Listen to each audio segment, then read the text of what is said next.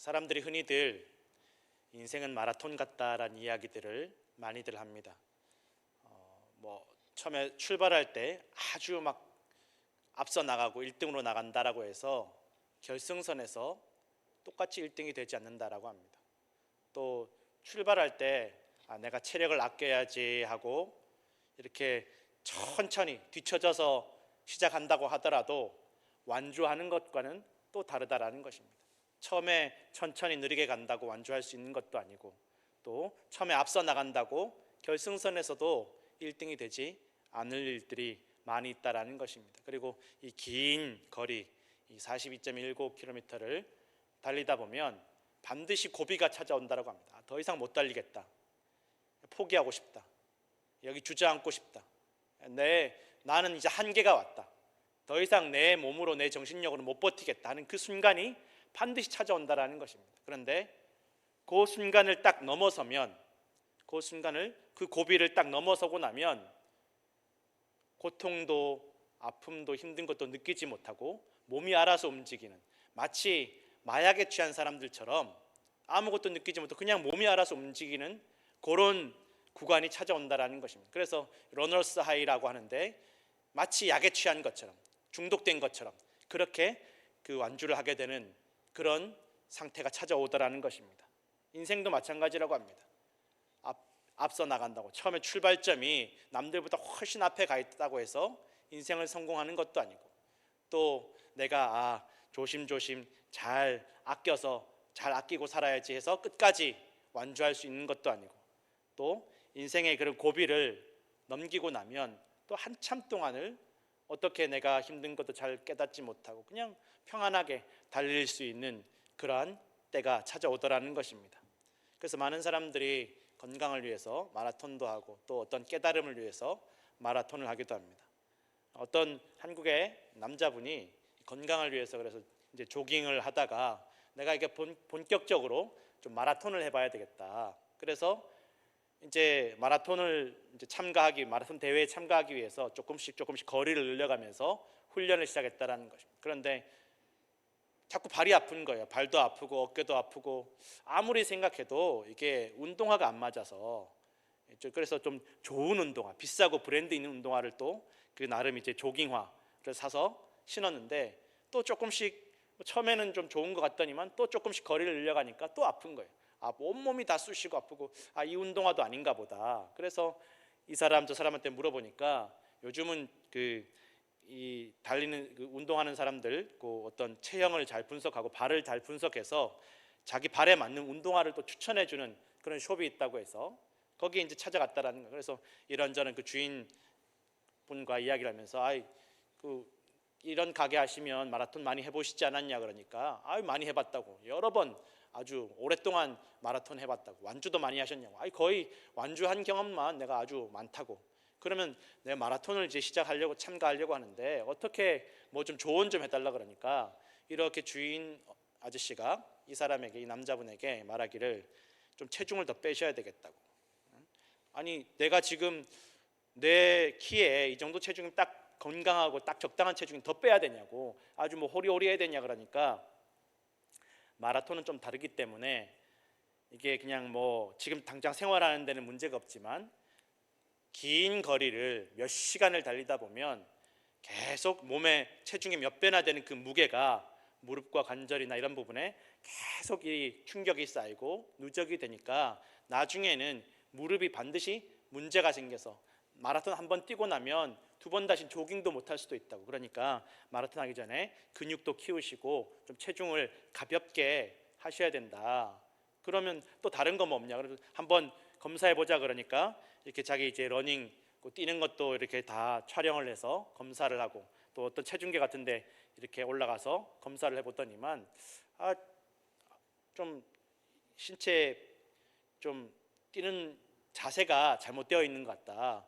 이제 밸런스가 왼발 오른발 밸런스가 안 맞고, 또 이제 뛸 때 팔 자세가 안 맞으니까 이거는 당신은 마라톤 하면 틀림없이 좀 한 3분의 2쯤 뛰고 나면 문제가 생길 거다. 왜 그러냐 그러니까, 계속 이렇게 긴 거리를 뛰다 보면 반드시 이 팔 흔드는 것도 이렇게 부담이 안 가게 부담이 안 가는 그런 자세가 있는데, 그런 바른 자세를 하지 않으면 나중에 어깨가 탈골이 올 수도 있다. 42.195km 뛰다 보면, 몇 시간을 계속 쉬지 않고 뛰다 보면 어깨에도 부담이 가고, 또 이 한쪽으로 밸런스가 무너져 있는, 한쪽으로 치우쳐 있는 그 균형 때문에 반드시 다리에, 발에 문제가 생긴다. 지금 아마 거리를 늘려갈수록 발이 아픈 것은 운동화 문제가 아니라 당신 몸에 문제가 있다. 그러니까 몸의 밸런스를 똑바로 잡고 자세부터 바로 하는 게 중요하다라고 이렇게 조언을 해주더라는 것입니다. 이 사람이 나는 이 운동화 문제인 줄 알았는데 결국은 내 몸이 균형이 안 맞고 비틀어져 있고 자세가 바르지 않으니까 이게 문제구나. 또 내가 체중이 마라톤 하기에는 체중이 크구나. 그러면서 이제 운동화 추천을 받는데, 이 주인 아저씨가 자기 치수보다 한 치수, 두 치수 더 큰 걸 추천해 주는 거야. 아니 지금 딱 맞는 거 신어도 지금 뭐 어떻게 될지 모르는데 왜 이렇게 큰 걸 해주냐. 그러니까 사람의 몸이 이제 앉아서 사이즈 재는 거랑 또 서서 사이즈 재는 거랑 또 마라톤을 한 30km, 40km 뛰고 나서 발 사이즈가 점점 커진다라는 거예요. 뛰다가 보면 발이 퉁퉁 붓고 피가 물려서 발이 커지기 때문에 아예 큰 걸 신지 않으면, 좀 넉넉하게 신지 않으면 발톱이 빠지고 나중에 피가 안 통해서 쥐가 난다라는 그런 조언을 받았다라는 것입니다. 결국 운동화 바꾸는 게 먼저가 아니라, 좋은 운동화 사는 게 중요한 게 아니라, 내 몸을 알고 내 몸을 바로잡고 내 몸의 균형과 밸런스를 바로잡고 자세를 바로 하는 게 제일 중요하다라는 그런 조언을 들었다라는 것입니다. 인생도 마찬가지가 아닐까 싶습니다. 사람들이 왜 이렇게 아플까? 왜 이렇게 힘들까? 왜 이렇게 고통스러울까? 왜 이렇게 나는 이렇게 살아갈수록 점점 더 어려울까라고 생각하는데, 사실은 이것 때문이야, 저 사람 때문이야, 뭐 때문이야 라고 자꾸만 원인을 밖에서 찾을 때가 얼마나 많이 있는지 모릅니다. 그러나 정말 내 고통의 원인, 내 괴로움의 원인이 나한테 있을 수 있다는 것을 사람들이 깨닫지 못할 때가 얼마나 많이 있는지 모릅니다. 내가 더 나한테 맞는 사람들, 나하고 말 통하는 사람들 만나고, 또 내가 나하고 맞는 학교, 나하고 맞는 직장, 또 나하고 맞는 것만 그렇게 지혜롭고 분별해서 찾아가면 인생의 고통과 아픔이 줄어들고 내가 좀 더 행복하고 성공하는 인생을 살아갈 수 있을 거라고 생각하지만, 먼저 우리를 돌아보는 것이 지혜다라는 것입니다. 인생의 지혜다라는 것입니다. 얼마 전에 한국의 분당에서 흉기로 난동을 부려서 14명을 해친 사건이 있었습니다.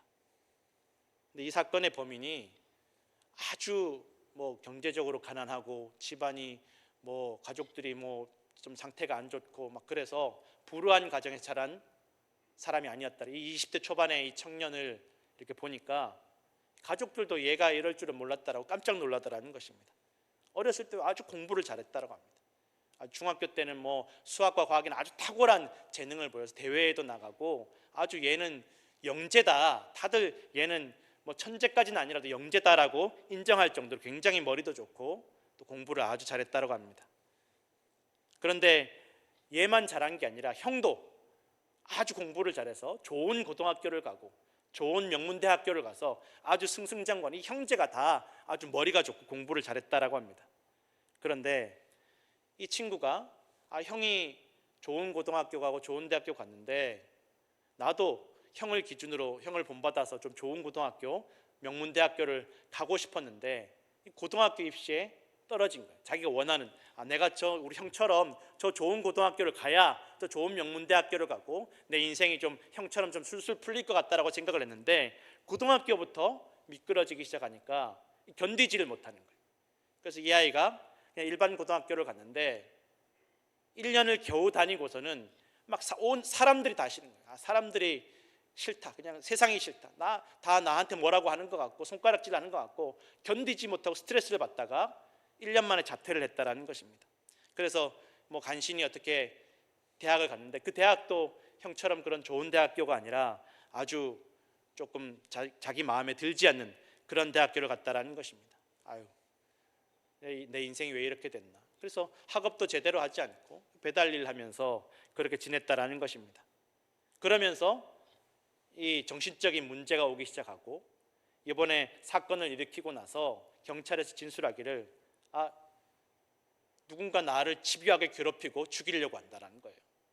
사람들이 다 나 싫어하고 미워하고 나 죽이려는 사람들이 있다라는 거예요. 내가 그 사람들 반드시 밝혀낼 거라는 거죠. 내가 인생이 이렇게 된 거는 누군가 나를 괴롭히려는 사람들이 있고 나를 죽이려는 사람들이 있다라는 거예요.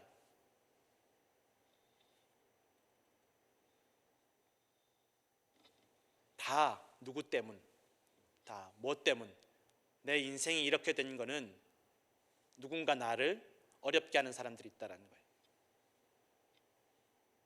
사람들이 인생을 살아가는데 지혜가 필요하다고 합니다. 나한테 맞는 사람들을 잘 분별해서 찾아가는 지혜, 나한테 맞는 학교, 또 나한테 맞는 직장, 또 나한테 맞는 어떤 것들을 분별해서 잘 선택하는 지혜가 필요하다고 생각을 합니다. 인생을 성공하려면 잘 선택해야 된다. 학교도 잘 선택하고 만나는 사람도 잘 선택하고 잘 선택해야 된다고 생각을 합니다. 그러나 성경은 인생을 살아가고 성공하는 지혜는 하나님 앞에서 나를 돌아보고 나를 분별하는 것이 바로 지혜라고 말씀하고 있다는 것입니다.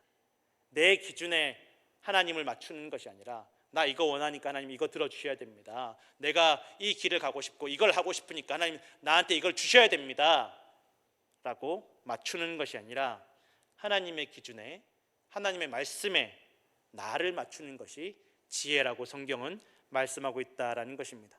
이 잠언은 이 역사상 인류 역사상 가장 지혜로웠던 사람, 가장 지혜로웠던 왕이라고 손꼽히는 솔로몬 왕이 자신의 아들에게 또 특별히 왕위를 이을 후계자에게 남기는 그런 말씀의 형식을 빌어서 하나님께서 오늘 모든 사람에게 저와 우리 모두에게 주시는 말씀이다라는 것입니다. 잠언에서 강조하는 것이 지혜입니다. 그리고 이 지혜가 무엇이냐? 이 잠언과 성경 전체에서 말씀하시는 지혜라는 게 인생을 성공하고 또 사람이 살아가는 데 있어서 가장 필요하고 붙잡아야 되는 지혜가 무엇이냐? 바로 하나님을 경외하는 것이 지혜다라는 것입니다. 하나님을 두려워하는 것, 하나님을 높이는 것, 하나님의 말씀에 비추어서 하나님의 시선으로 하나님의 기준으로 나를 돌아보는 것, 그것이 바로 지혜다라고 말씀하고 있습니다. 사람은 자기를 잘 돌아보지 못합니다. 자신의 문제가 무엇인지, 다른 이들에게 자신이 어떻게 보이는지 잘 알지 못합니다. 오직 내 눈에 보이는 대로, 내가 생각하는 대로 판단하고 비교하고 좌절하고 낙심하고 분노하고 다른 데서 문제의 원인을 찾고 원망을 쏟아낸다라는 것입니다. 성경은 인생을 성공하는 지혜는 바로 하나님께 인정받는 것이다 라고 말씀하고 있습니다. 하나님의 말씀을 듣고 순종해서 내 마음과 내 자세와 내 태도를 바르게 하는 것이 성공하는 인생의 비결이다라고 말씀하는 것입니다. 오늘 본문에 내 아들아 내 말에 주의하며 내가 말하는 것에 내 귀를 기울이라 라고 말씀하고 있습니다. 여러분, 신앙생활은 지혜는 듣는 데서부터 시작이 됩니다. 전문가의 말을 듣고 나를 돌아보아야 합니다. 인생의 전문가, 생명의 전문가, 천지 만물의 전문가는 하나님이십니다. 하나님 보실 때 내 모습이 어떠한지, 나에게 무슨 말씀을 하시는지를 들어야 된다는 것입니다. 내가 하고 싶은 것, 내가 원하는 것, 내 생각을 이야기하는 것이 아니라 나를 바라보시는 하나님의 말씀을 들어야 된다는 것입니다. 듣는 데서부터 신앙생활이 시작이 됩니다. 그러면 하나님께서 우리의 문제를, 우리의 모든 인생의 과정을 말씀해 주시고 새롭게 고치시고 회복시키시고 바로잡아 주실 줄로 믿으시기 바랍니다. 그 전문가의 말, 하나님의 말씀을 계속 기억해야 된다는 것입니다. 틀린 자세를 바로잡고 틀린 마음가짐, 잘못된 방향을 고치는 것이 결코 쉽지 않습니다. 벨기에에서 어떤 실제로 일어난 일인데, 기차역에서 한 승무원이 이제 기차 출발 시간이 다 돼서 막 급하게 빨리 기차를 타서 이 표 검사를 했다라는 것입니다. 막 빨리 급하게 하다 보니까 사람들 표를 이렇게 좀 꺼내 놓으라고 하고 이렇게 지나가면서 쭉 봤는데, 쭉 한 칸을 다 보고 나서 이 승무원이 말하기를, 빨리 여러분들 이 칸에 계신 분들은 빨리 다 일어나서 옆에 기차, 반대쪽 기차 타시라고, 여러분들 다 잘못 타셨다고. 그런데 그 얘기를 하고 막 사람들이 일어나는데 안내 방송이 나오는데 사람들이 맞는 거예요. 제대로 탄 거예요. 무슨 말이냐면 이 승무원이 잘못한 거예요. 자기가 잘못한 거예요. 자기가 잘못하는데 다른 사람들 기차표가 자기가 보니까 자기 생각과 다르니까 다른 사람들이 다 잘못됐다라고, 그래 다 빨리 다른 데 가라고, 자기만 다른 기차를, 반대편 기차를 타면 되는데 이걸 깨닫지 못하는 것입니다. 사람들이 문제가 생기면, 내 생각과 다른 상황이 생기면 다 잘못됐고 나 혼자 옳다라고 생각할 때가 얼마나 많이 있는지 모릅니다. 나는 맞는데 사람들이 잘못됐다라는 거예요. 저 사람들 다 틀렸고 저 사람들 다 잘못됐다라는 것입니다. 저 사람들 때문에 내가 힘들고, 저 사람들 때문에 내가 속상하고, 저 사람들 때문에 내 일이 풀리지 않고, 내 인생이 이 모양 이 꼴이 되고. 그래서 성경은 하나님의 말씀에 나 자신을 계속 비추어 보고 돌아보아야 함을 말씀하고 있습니다.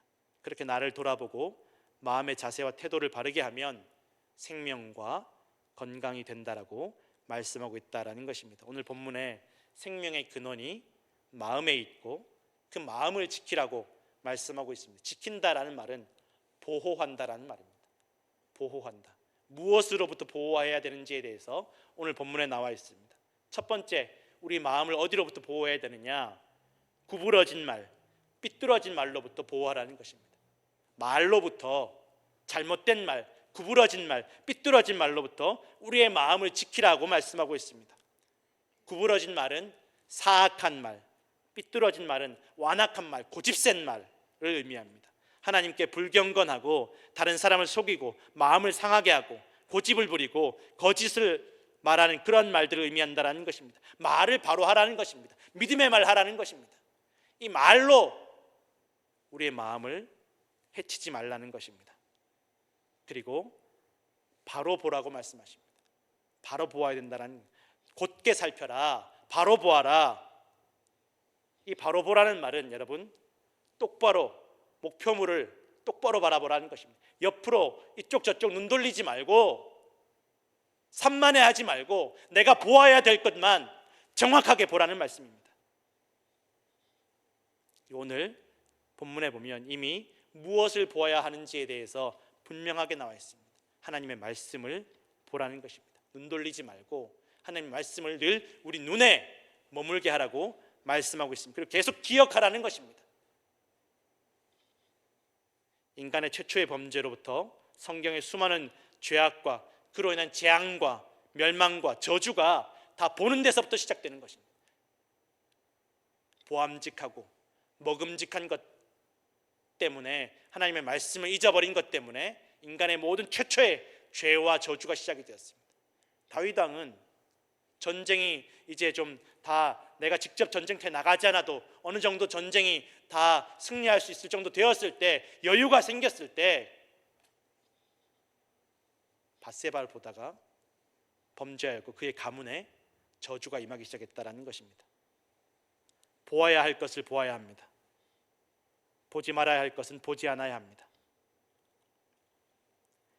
오늘 또한 본문에 내 발이 행할 길을 평탄하게 하라고 할 때 평탄하게 한다라는 말씀은 신중하게 조심스럽게 살피라는 것입니다. 익숙한 길일지라도, 늘 가던 길일지라도 조심조심 한 걸음 한 걸음 성급하지 않게, 급하게 서두르지 않고 디디라는 것입니다. 인생도 신앙생활도 다 마찬가지입니다. 급하게 조급하게 서둘러서는 안 된다라는 것입니다. 내 모든 길을 든든히 하라고 말씀하고 있는데, 든든히 하라는 말씀은 확실하게 하라는 것입니다. 네가 지금 어느 길을 가는지, 어떤 목적지, 어떤 방향으로 가는지를 분명하게 하라는 것입니다. 하나님의 길을 갈지, 세상의 길을 갈지, 타락의 길을 갈지 분명하게 길을 확실하게 결정하라는 것입니다. 하나님의 길을 벗어나면, 말씀을 벗어나면 아무리 조심조심 신중하게 걸어가도 방향이 잘못되어 있으면, 잘못된 길, 벗어난 길을 가면 헛수고할 뿐입니다. 그리고 좌로나 우로나 치우치지 말고 발을 악에서 떠나게 하라고 말씀하고 있습니다. 치우치면 안 된다라는 것입니다. 말이든 생각이든 모든 판단이든 치우치지 말라는 것입니다. 편견을 가지지 말라는 것입니다. 아까도 말씀드렸지만 마라톤 그 긴 거리, 그 긴 시간 동안 끼면서 내 몸의 밸런스가 한쪽으로 치우쳐버리면 결국 무너지고 망가지는 것은 내 몸이 무너지고 내 무릎이 무너지고 내 발목이 무너지고 두 번 다시는 걸을 수조차 없는 치명적인 부상을 입게 된다는 것입니다. 우리 인생, 긴 인생 동안 우리의 말도, 우리의 생각도, 우리의 시선도 치우치게 되면, 편견을 가지게 되면 세월이 흘러갈수록 우리의 인생은 견딜 수 없는 치명적인 부상을 입게 될 수밖에 없고 악에 빠져들어갈 수밖에 없습니다. 독일의 나치가 600만 명의 유대인들을 잔인하게 학살하는 악을 저지르는 그 원인은 편견이었습니다. 쟤네들은 다 유대인 때문이야. 모든 문제는 유대인 때문이야. 쟤네들만 없으면, 쟤네들은 악의 상징이야. 악의 뿌리야. 다 죽여 없애야 돼. 누가 악이 되었습니까? 죽였던 나치들이 악이 되었습니다. 성도 여러분, 인생의 지혜가 무엇입니까? 인생의 성공이 무엇입니까? 남들보다 지금 당장 앞서 나가고 높은 자리에 올라가는 것이 성공이고 지혜입니까? 나하고 맞는 사람, 나하고 맞는 사람과 살고, 나하고 맞는 사람과만 만나고, 나한테 맞는 상황, 나한테 맞는 학교, 나한테 맞는 길을 분별해서 선택하고 걸어가는 것이 인생의 지혜이고 성공이겠습니까? 그럴 수가 있겠습니까? 세상에 나하고 맞는 사람이 어디에 있습니까? 나를 낳아주신 부모님도 나를 이해하지 못합니다. 내가 배 아파서 낳은, 내 피를 물려받은 자식도 나를 이해해 주지 못합니다. 나하고 맞지 않습니다. 부모님보다 나를 더 잘 이해해 주는 것 같은 천생연분이라고 생각했던 부부도 서로 이해하지 못합니다. 맞지 않습니다. 세상에 나를 가장 잘 이해해 주고 맞는 사람이 어디 있어요? 세월이 갈수록 안 맞는 것 투성이입니다. 세상에 나한테 맞는 사람이 어디에 있습니까? 다른 사람을 바꾸고 상황과 환경을 바꾸고 나한테 맞는 길, 나한테 맞는 사람을 찾는 것이 지혜가 아니라 나를 바꾸어서 나를 바른 자세와 바른 마음가짐을 갖고 살아가게 하는 것이 참된 지혜임을 성경은 말씀하고 있다는 것입니다. 나를 바르게 하는 기준, 내가 무엇을 다른 사람이 아니라, 좋은 학교 간 내 형이 아니라, 내 형제가 아니라 하나님의 말씀에 비추어서 나를 돌아보고 나를 바로 세우는 것, 그것이 바로 지혜임을, 생명을 얻고 건강을 얻는 지혜임을 성경은 말씀하고 있다는 것입니다. 편견에서 떠나고 조급하고 성급하게 서두르지 말고 올바른 길과 방향, 바른 목적을 확실하게 하고 믿음의 말을 하며 우리의 마음과 생명을 악과 멸망과 저주로부터 지키는 것이 바로 인생의 지혜이며 성공하는 인생임을 성경은 말씀하고 있다는 것입니다. 오늘도 주의 말씀에 귀를 기울이시고 주의 말씀을 들으시고 순종하시고 늘 주의 말씀 우리의 눈과 입에 항상 머물게 하시고 주의 말씀대로 살기 위해서 애쓰고 순종하여 성공하는 인생 살아가시는 지혜로운 성도들 되시기를 간절히 축원합니다. 기도하겠습니다.